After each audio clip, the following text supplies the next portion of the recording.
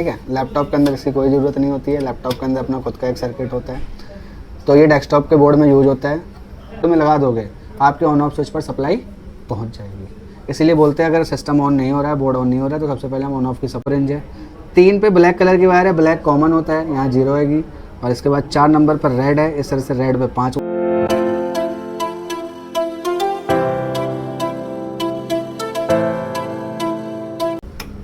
ये होता है एसएमपीएस यानी कि स्विच मोड पावर सप्लाई।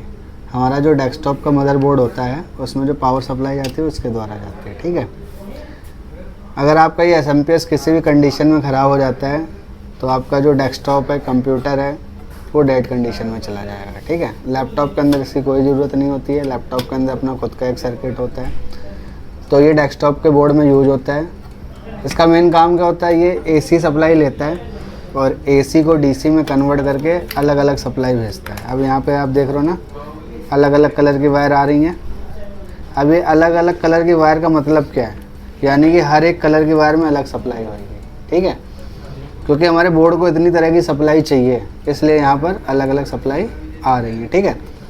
अगर आपका ये एसएमपीएस ख़राब होगा तो सिस्टम डेड कंडीशन में चला जाएगा। अब आपके पास कोई कंप्यूटर आया है जो डेड कंडीशन में है, वो डेड कंडीशन यानी कि जो चालू नहीं हो रहा है, तो उसमें आप सबसे पहले एसएमपीएस को चेक करोगे। एसएमपीएस को कैसे चेक करोगे, ये पावर हमने दे रखी है, इसको यहाँ से पावर दोगे, ये हमने पावर दे दी। इसके अंदर एक वायर होती है ग्रीन कलर की वायर। ये जो ग्रीन कलर की वायर होती है, ये ग्रीन कलर की वायर होती है हमारे पीएस ऑन की। पीएस ऑन मतलब पावर सप्लाई ऑन। अभी यहाँ पे पावर लगा दी है, पूरे बोर्ड में कहीं पे भी पावर नहीं आ रही है, पूरे कनेक्टर में कहीं भी पावर नहीं आएगी, केवल आपको मिलेगी तो केवल ग्रीन कलर की वायर में पावर सप्लाई मिलेगी। देखो मैं देखता हूँ, मल्टीमीटर को हमने डीसी पे सेट कर दिया है 20 वोल्ट पे, और हम ग्रीन कलर की वायर में देखते हैं सप्लाई आ रही नहीं आ रही है। देखो आ रही है, कितनी आ रही है, 5 वोल्ट आ रही है। बाकी आप किसी में लगा लो नहीं मिलेगी आपको। क्यों नहीं मिलेगी, क्योंकि अभी ये ऑन नहीं हुआ है। तो यहाँ जो ये सप्लाई आ रही है हमारी ऑन ऑफ की सप्लाई आ रही है।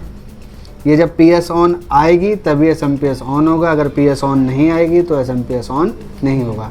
ऐसा ही सेम डेस्कटॉप के मदरबोर्ड पे होता है। ऑन जैसे ही आप इसको डेस्कटॉप के बोर्ड में लगा दोगे आपके ऑन ऑफ स्विच पर सप्लाई पहुंच जाएगी। इसीलिए बोलते हैं अगर सिस्टम ऑन नहीं हो रहा है, बोर्ड ऑन नहीं हो रहा है, तो सबसे पहले हम ऑन ऑफ की सप्लाई चेक करते हैं, क्योंकि ऑन ऑफ पे सप्लाई नहीं आएगी तो ऑन नहीं होगा। तो हमने क्या करना है, इस ग्रीन कलर की वायर पर जो 5 वोल्ट आ रही है इसको हमें ग्राउंड से टच करा देना है। जैसे ही ये 5 वोल्ट ग्राउंड से टच होगी तो ये 5 वोल्ट बन जाएगी 0। क्या हो जाएगी, और ये 0 हो जाएगी। तो अंदर जैसे ही ग्राउंड पहुंचेगा तो एसएमपीएस को ये पता चलेगा कि जो हमारा ऑन ऑफ स्विच है वो प्रेस हो चुका है। जैसे ही वहाँ 0 पहुंचेगी और ये पूरे एसएमपीएस को ऑन करा देगा। कैसे ऑन कराएगा, देखो इसको हमने यहाँ पे शॉर्ट कर दिया, फैन चल गया, यानी कि एसएमपीएस ऑन हो गया। अब क्या है, अभी तक जहाँ जहाँ सप्लाई नहीं आ रही थी अब हर जगह सप्लाई आएगी। आप ब्लैक वाली वायर को किसी भी ब्लैक वाले पॉइंट पे लगा दोगे और रेड वाले से आप सारे कनेक्टर को चेक करोगे, आपको सप्लाई मिलेगी। कहाँ पे कितनी सप्लाई आनी चाहिए वो मैंने आपको लिखा रखी है। और आप एक चीज़ और भी देखोगे, इसमें हम स्टार्ट कहाँ से करेंगे, 1 नंबर हमारा कहाँ से स्टार्ट होता है। तो इधर हम आएंगे बैक साइड में,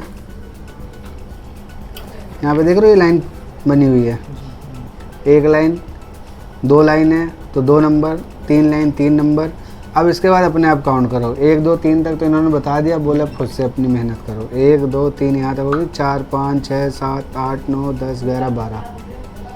अब 13 कहाँ से स्टार्ट होगी, 1 के सामने वाली क्या हो जाएगी 13, 13 14 15 16 17 18 19 20 21 22 23 24 पिन का ये ATX पावर कनेक्टर होता है। तो ये वाला जो कनेक्टर होता है, ये कनेक्टर हमारे बोर्ड में लगता है। और भी इसमें बहुत सारे कनेक्टर दे रखे हैं। एक ये कनेक्टर है, येलो और ब्लैक है, केवल येलो और ब्लैक वाला जो ये कनेक्टर है ये CPU के लिए यूज होता है। हमारे मदरबोर्ड में एक CPU सेक्शन होता है, VRM सेक्शन होता है। CPU को पर्सनल सप्लाई यहाँ से दी जाती है, इससे CPU को सप्लाई नहीं जाएगी। फिर ये एक कनेक्टर दे रखा है, ये पहले पाटा हार्ड डिस्क आती थी, पाटा हार्ड डिस्क में 4 पिन की पावर सप्लाई लगती थी। अब आज की डेट में SATA आ रही है, SATA में 15 पिन की पावर सप्लाई लगती है। तो अगर पाटा हार्ड डिस्क है तो यहाँ से पावर सप्लाई दोगे हार्ड डिस्क को, और SATA है तो इससे पावर सप्लाई दोगे। तो ये आपके पास 4 कनेक्टर हैं।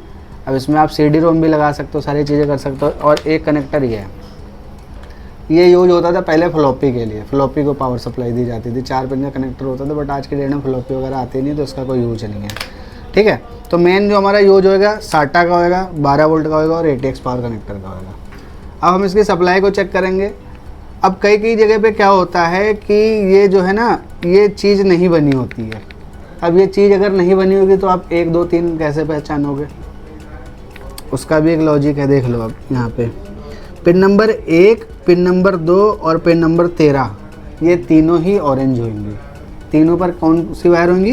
ऑरेंज। 1 पे भी ऑरेंज है, 2 पे भी ऑरेंज है और 13 पे भी ऑरेंज है। बट इस साइड ऐसा कुछ भी नहीं है कुछ ऑरेंज इधर है बट इधर नहीं है।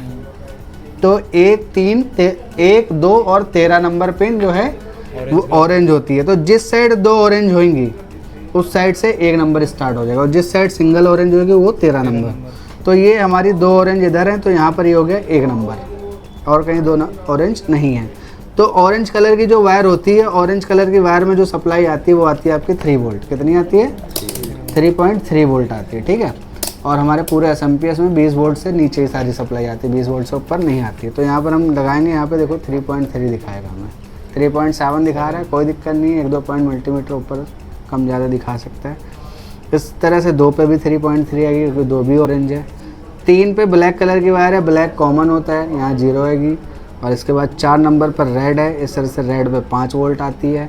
इसी तरह से हमारा जो येलो होता है इस पर 12 वोल्ट आती है। ये वायलेट है, ये ग्रे है, इसकी सबकी अलग अलग कोडिंग होती है। तो हमें ये 1 बाय 1 चेक करना है। अगर सारी सप्लाई आ रही है तो आपका SMPS ओके, और अगर सारी सप्लाई में से कोई सी भी एक सप्लाई मिसिंग है तो आपका सिस्टम क्या होगा, ऑन नहीं होगा। या कई बार क्या होता है कि SMPS की वजह से डिस्प्ले भी नहीं आती है। तो नो डिस्प्ले कंडीशन में हम एक बार SMPS को ज़रूर चेक करके देखते, क्रॉस चेक करते, ठीक है। बाकी कई सप्लाई कम बन रही है, ज़्यादा बन रही है, तो उस कंडीशन में भी SMPS ख़राब होता है। अब मान लो 12 बननी चाहिए, 12 की जगह 8 बन रही है, तो जो 12 वाली चीज़ें वो काम करेंगी? नहीं करेंगे। तो इस तरह से हम इसको 1 बाय 1 सारे कनेक्टर को चेक करते हैं जब हमारे पास डेड कंडीशन में होता है। और जो भी सप्लाई मिसिंग होती है उसको हम रिपेयर करते हैं। या फिर कई लोग ये बोलते हैं कि भाई मेरे को SMPS रिपेयर्ड नहीं चाहिए, नया चाहिए, तो आप नया भी लगा सकते हो। ये इंटेक्स का SMPS है, 350 से 400 रुपये के बीच में आता है। तो इस पर आपको 1 से 2 साल की वारंटी मिल जाती है। तो ज़्यादातर लोग प्रेफर करते हैं कि भाई हम इसको चेंज करेंगे, लेकिन हमें चेक करना आना चाहिए। 400 रुपये के लिए वो कुछ रिपेयर नहीं कराते। हाँ, लेकिन अगर ये ब्रांडेड SMPS है, ब्रांडेड SMPS का मतलब ये हुआ कि आपने डेल का या HP का ब्रांडेड PC यूज कर रहे हो, तो उसके अंदर जो SMPS होते हैं वो 2-2, 3-3 हज़ार रुपये के आते हैं। तो उनको आप रिपेयर कर सकते हो। रिपेयर कैसे होगा वो मैं आपको चिप लेवल में इसको रिपेयर करना बता दूंगा कि क्या क्या होता है, क्या क्या ख़राब होता है, किस तरह से हम इसको रिपेयर करते हैं।